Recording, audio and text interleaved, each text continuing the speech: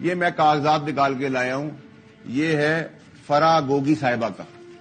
اس آئین، قانون اور جمہوریت نے ایک خاتون کو 4 پاسپورٹ پہ ٹریول کرنے کی اجازت دی ہے اور پورا پاکستان سو رہا تھا. اور جمہوری پارٹی تو چلے کیونکہ پی ٹی آئی کی تھی، وہ ان کو بینیفٹ دے رہی تھی. اور اس میں ایف آئی اے غلط سٹیمپنگ بھی کر رہی ہے. یہ ہے آئین، قانون اور جمہوری لیڈرز کا کمال پاکستان میں.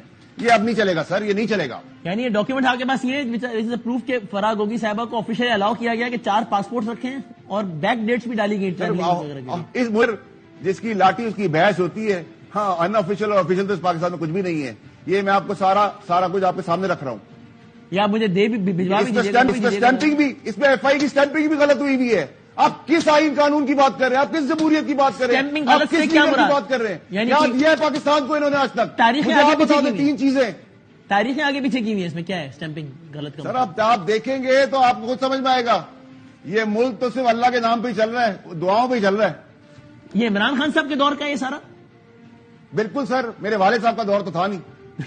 اس کے بعد یعنی لیکن بدامی صاحب، یہ political government, political leadership, F I A اور دیگر سب کی آنکھوں کے سامنے یہ شوشہ چلتا رہا.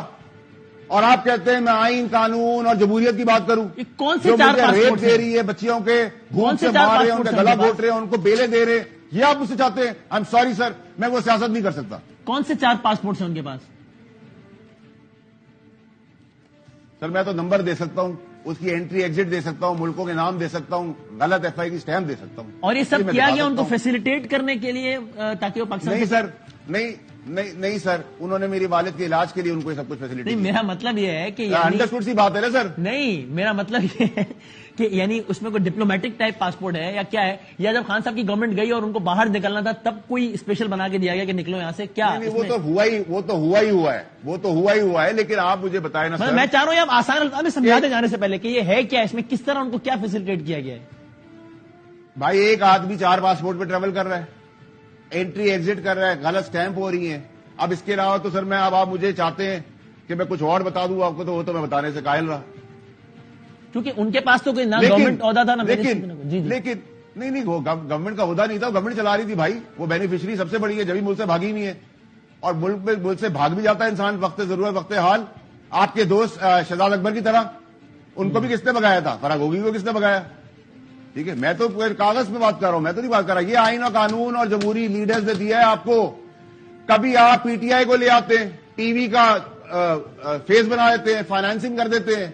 کبھی ان کو گروم کرتے ہیں، پھر ان کو بھیج دیتے ہیں، پرانے والے کو لے آتے ہیں، پھر آپ الطاف حسین میں دے دیتے ہیں، پھر آپ کہتے ہیں وہ بھی ہمارے ہاتھ سے نکل گیا، پھر اس کو بھیج دیتے ہیں، پھر پاکستان بنا دیتے ہیں، پھر نون لیگ کو بھیج دیتے ہیں، پھر ان کو لے آتے ہیں، پھر پیپلز پارٹی کو بھیج دیتے ہیں. بھائی گناہگار جو ایک دفعہ گناہ کر لے اس کا ماضی نہ بھولیں. یہ قوم پاکستان کی ان 18 پارٹیوں کی لیڈرز اور ان کی حرکتیں نہ بھولیں، ان کا ماضی اور ہماری اسٹیبلشمنٹ اور عدلیہ بھی.